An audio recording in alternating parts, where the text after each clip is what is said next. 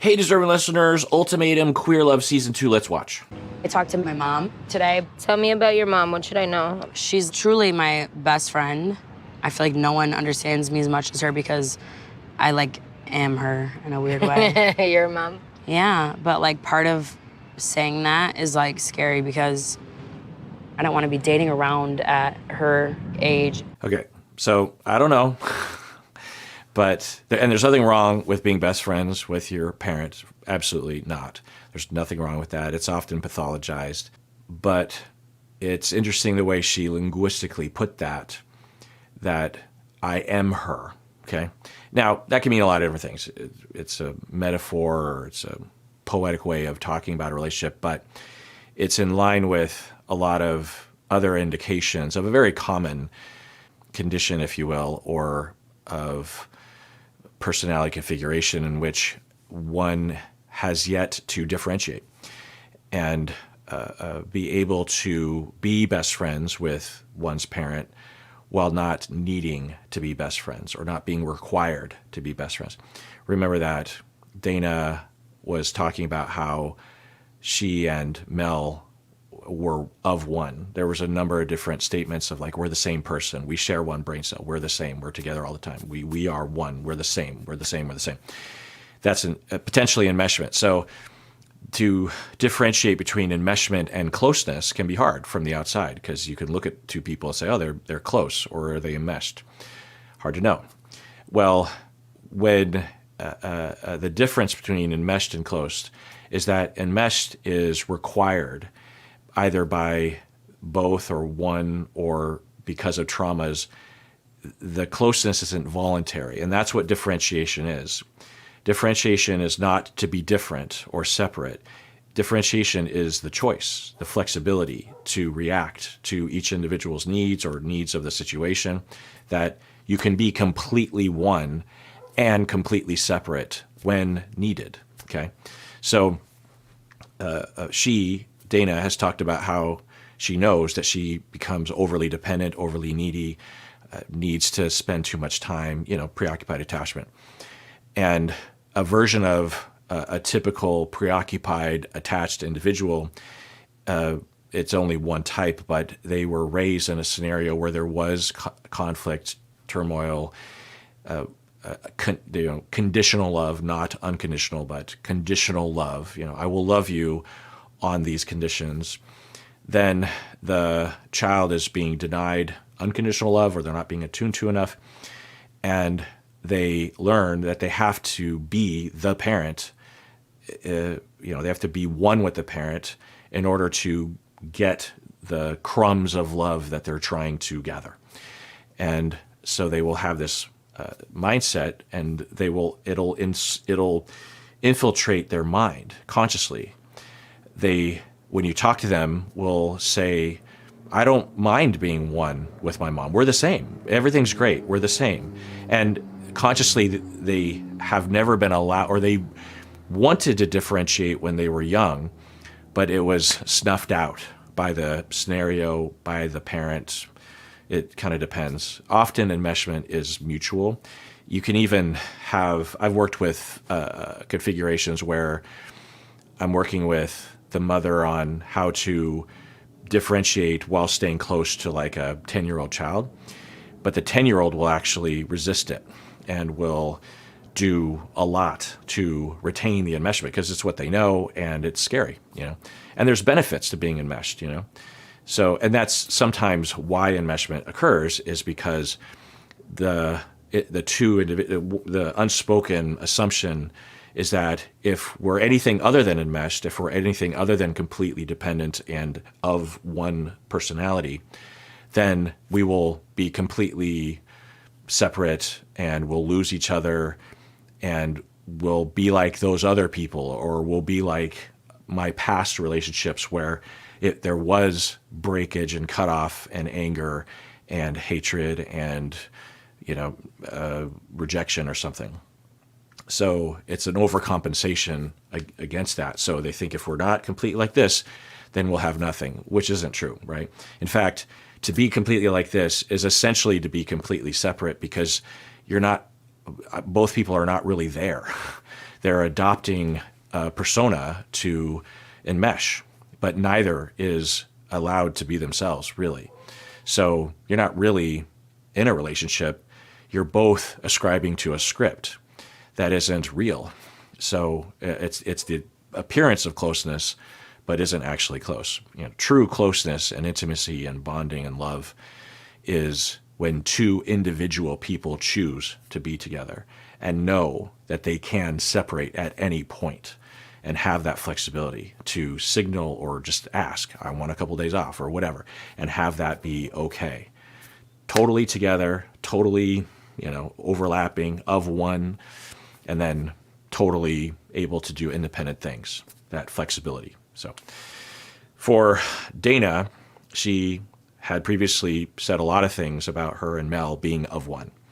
And now she's saying that her and her mom are of one. So it sounds like a very typical pattern, right? I want to have love and a family, and I don't want to devalue relationships the way that she has. And I feel like if I just keep getting let down, I will become like that. So I don't know, but I think what I'm hearing is that Dana has observed that her mom devalues romantic relationships and might be bitter, right? Maybe for good reasons. Avoids closeness or avoids dating or whatever. And maybe even has been explicit about, well, I don't need a husband or I don't need a partner because I have you, Dana, and we're best friends and we'll never lose each other, right? And you'll never be with anyone else, or, at least messaging wise, it could be something like that. And Dana is trying to differentiate in this moment as she's talking about this. She's saying, I don't want to have that shared with my mom, at least from Dana's perception. Maybe the mom is more nuanced than that. But Dana is saying, I don't want to be that way. I want to have hope about relationships, and I don't want to necessarily be of one with my mom. I don't know. Most people my parents had a great marriage. I just want the same thing they had. I never had that. I had to decide how I wanted to create my vision of marriage on my own. And I feel like you just don't have the will to do the same. But I think you want the same things that I want. Don't bring me into this. Yeah, it's interesting with the enmeshment that as Dana is talking about her. So how this all started was that Mel, I believe, was asking about Dana's mom because they're going to meet up with Dana's mom. And so Mel's like, what do I need to know? I think that's literally what she asked. And Dana, in her enmeshed way and in her preoccupied way, all roads lead back to attachment insecurity with Mel. If you just track the points that she's making, the pathway of as Dana is talking about her mom. It's like, we're of one, we're best friends, but I don't want to be like Dana is not. She's no longer talking. She hasn't really talked about her mom at all. She hasn't really even answered the question, which is to prepare Mel for meeting mom. Well, don't talk about this, or she really likes this, or she's great, you'll be okay, or watch out, she's a little prickly. That would be the way to respond to that. But because of the enmeshment and the fusion, then there's that conversation, and then that could even be self-triggering of, ooh, I'm saying too much to Mel. This could be turning her off. I'm starting to feel scared. I'm just speculating, of course. So I need to signal, which can come off as an attack. And I don't know if I'm interpreting it right, but it did come off kind of as an attack, or at least a criticism. And Mel even reacted that way of just like, don't bring me into this. And it almost looks like Mel has seen this before, that things do tend, as Dana will just be moving in the world, that Mel will get kind of dragged in and accused of something and required to somehow scramble and reassure, no, I'm totally with you, I'm 100%, or something like that. I'm exaggerating for effect, but let's rewind that. Great marriage, I just want the same thing they had. I never had that. I had to decide how I wanted to create my vision of marriage on my own. And I feel like you just don't have the will to do the same.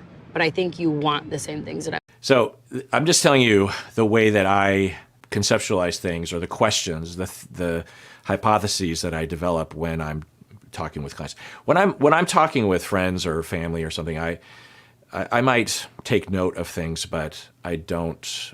I'm trying to relax, so I'm not typically pushing myself or trying to be very focused. But when I'm watching these shows, I think a fair amount of my brain is in therapist mode and in assessment mode.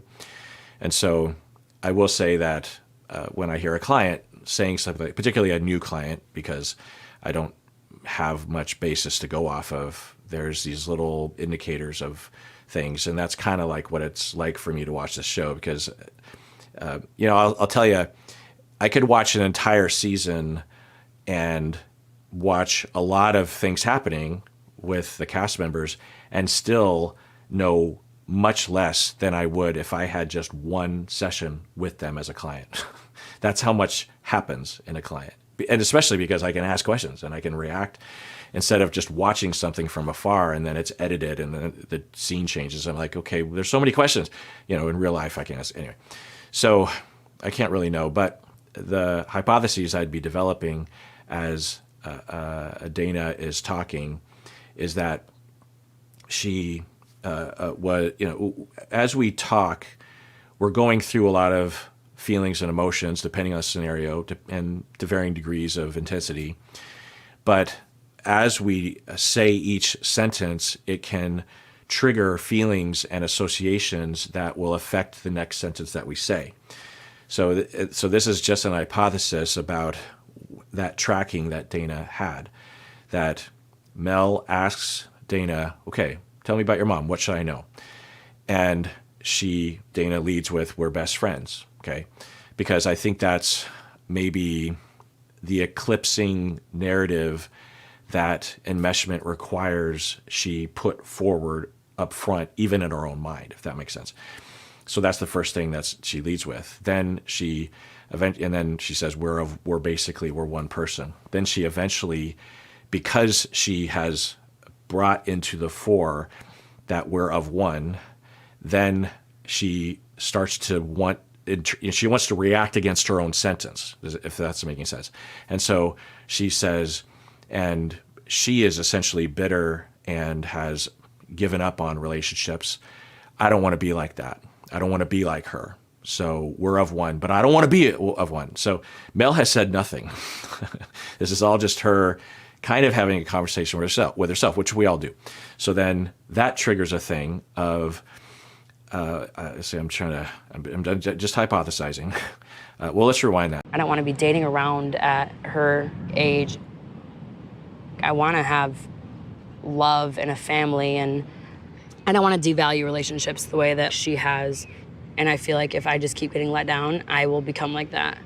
So I don't want to keep putting myself in a position to be let down. So then she is reacting against that, saying, I don't want to be like my mom in that way, but I'm worried I will because I am my mom. Or I need to be like my mom because if I did have a relationship, it would threaten that enmeshment, and then I would lose my mom, or she would punish me emotionally or something. I'm just all me making shit up. But so then that sentence happens, and then at some point I think she gets triggered to worry about Mel rejecting her. But let's follow the next sentence. It was deep. Okay, I forgot about that part. So Mel smiles and says, that's deep. It's hard to know what Mel is communicating, but I would hypothesize that Mel doesn't know what to say and maybe is trying to keep it light or something and is like, wow, that's deep. But it could come across as dismissive, right? Rejecting. I don't know. Well, okay. So for Dana, it's possible that she is saying things about Mel and her, right? That it wouldn't be strange given what we've seen and know about Dana and Mel. That Dana is saying, I don't want to be, consciously and verbally not consciously, but verbally she's saying, I don't want to be like my mom. I want a family.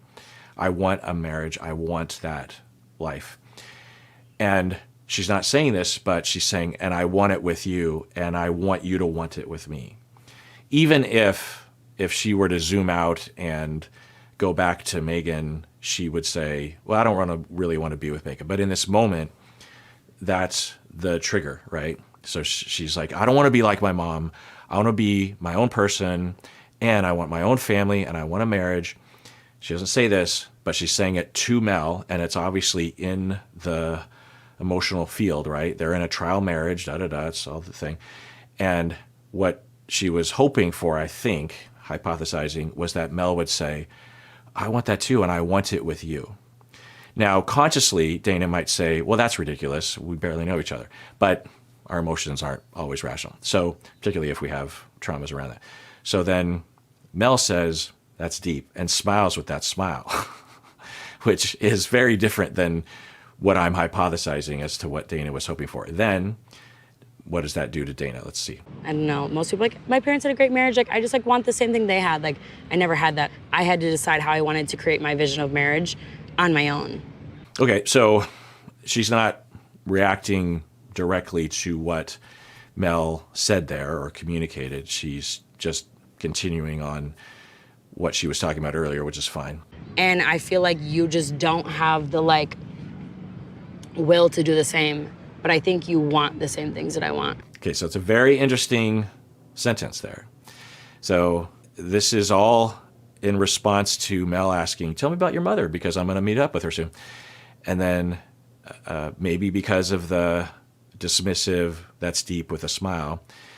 I'm saying dismissive. I don't know how it was being communicated or how it was received, but at the very least it wasn't maybe as responsive or attuned as Dana was hoping for. But anyway, so then Dana drops in there, even though it's completely off topic.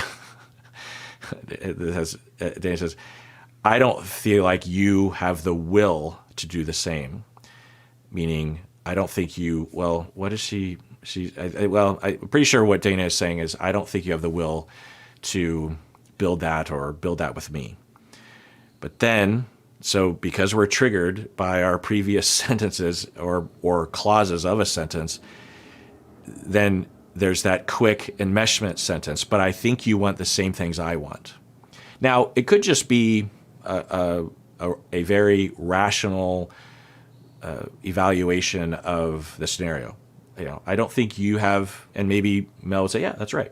I don't know if I have the will to do the same. I don't know if I want, because, you know, Mel's talked about how she didn't have a good upbringing as well and doesn't know if it's in the card for her to get married and stuff. So maybe she would say that, but it's just kind of interesting to track, right? That, you know, there's that, I don't think you have the will to do the same. And I think often, given Dana's profile, often that's a fishing line of, I don't think you want to be with me as much as I want to be with you, or I don't think you want a family as much as hoping that Mel will say, no, I do want that. And then, you know, you can reel in that fish and you can feel reassured.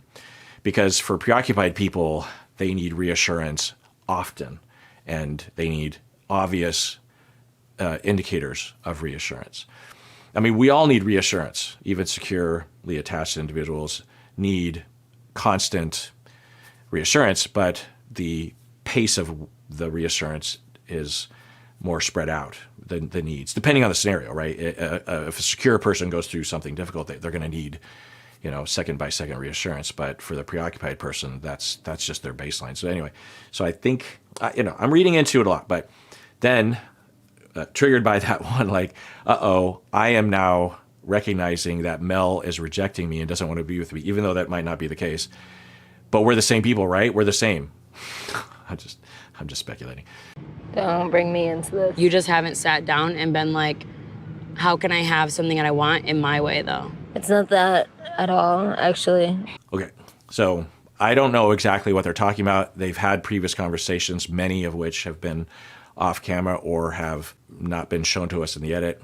So I can't know.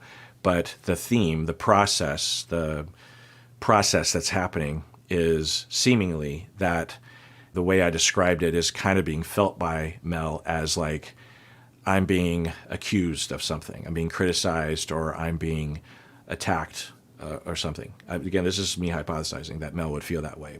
But Mel says, don't bring me into it.